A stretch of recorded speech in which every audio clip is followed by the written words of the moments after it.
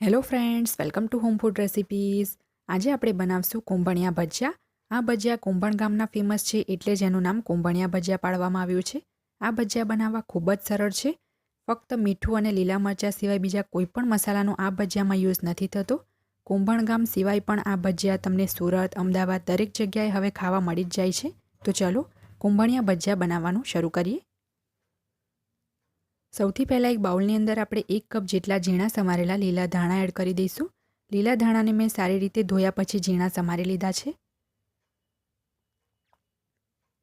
હવે આપણે આની અંદર 1 કપ જેટલું ઝીણું સમારેલું લીલું લસણ એડ કરી દઈશું. લીલું લસણ પણ મેં સારી રીતે ધોઈને ઝીણું સમારી લીધું છે. કોઈ પણ એક વાટકીનું માપ તમે લઈ શકો છો. હવે આપણે એની અંદર 1 કપ જેટલા ઝીણા સમારેલા લીલા મરચાં એડ કરી દઈશું. અહીંયા મેં ઓછા તીખા લીલા મરચાં લીધા છે. જો તમારે તીખા મરચાં લેવા હોય તો તમે એ પણ લઈ શકો છો, પણ એનું મેઝરમેન્ટ તમારે થોડું ઓછું રાખવાનું છે. અહીંયા મેં આ રીતના વઢવાણી મરચાં લીધા છે. હવે આપણે આની અંદર અડધા ઇંચનો આદુનો ટુકડો જેને મેં છીણી લીધો છે એ એડ કરી દઈશું.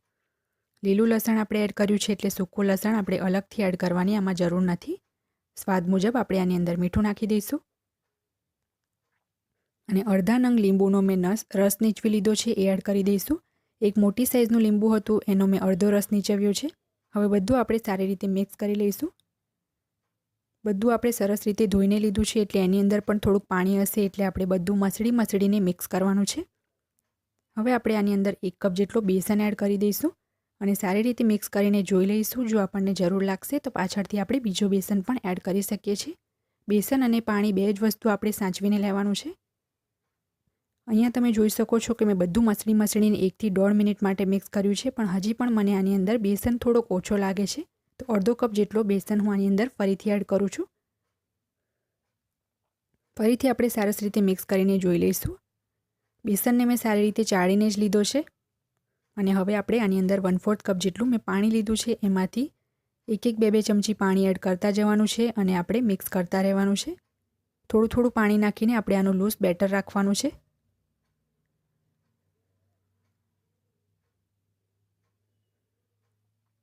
અહીંયા તમે જોઈ શકો છો કે આ રીતે હાથથી પકડીને આપણે તેલમાં ભજીયા નાખી શકીએ એ રીતનું થોડું લૂઝ બેટર મેં રાખ્યું છે. બેટર એકદમ વધારે ગાઢું કે એકદમ વધારે પતલું ના હોવું જોઈએ. હવે આપણે તેલમાં ભજીયા બનાવશું. તેલ જ્યારે સરસ રીતે ગરમ થઈ જાય ત્યારે આપણે જે ખીરું બનાવ્યું હતું એમાંથી આપણે થોડુંક બેટર આ રીતે હાથમાં લઈશું અને આંગળી અને અંગૂઠાની મદદથી આપણે તેલમાં નાના ભજીયા બનાવવાના છે. આ ભજીયા આ રીતના નાના જ હોય છે સાઇઝમાં, અને જે રીતે તમે વિડીયોમાં જોઈ રહ્યા છો એ જ રીતે આપણે ભજીયા તેલમાં નાખવાના છે. એક વખતમાં કડાઈમાં જેટલા સમય એટલા આપણે નાખશું. વચ્ચે ભજીયાને આપણે આ રીતે ફેરવતા રહીને સ્લો ફ્લેમ ઉપર સહેજ કલર બદલાય નહીં ત્યાં સુધી એને ફ્રાય થવા દઈશું.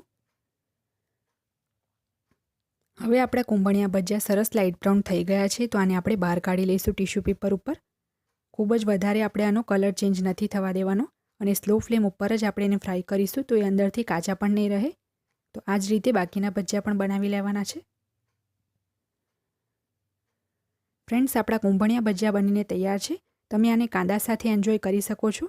જો તમને મારી આજની આ રેસીપી પસંદ આવે તો મારા વિડીયોને લાઇક અને શેર કરી ચેનલને સબસ્ક્રાઇબ કરવાનું ના ભૂલતા. સબસ્ક્રાઇબ બટનની બાજુમાં જે બેલ આઇકન છે એને પણ દબાવજો, જેથી તમને મારા દરેક નવા વિડીયોની નોટિફિકેશન મળતી રહે.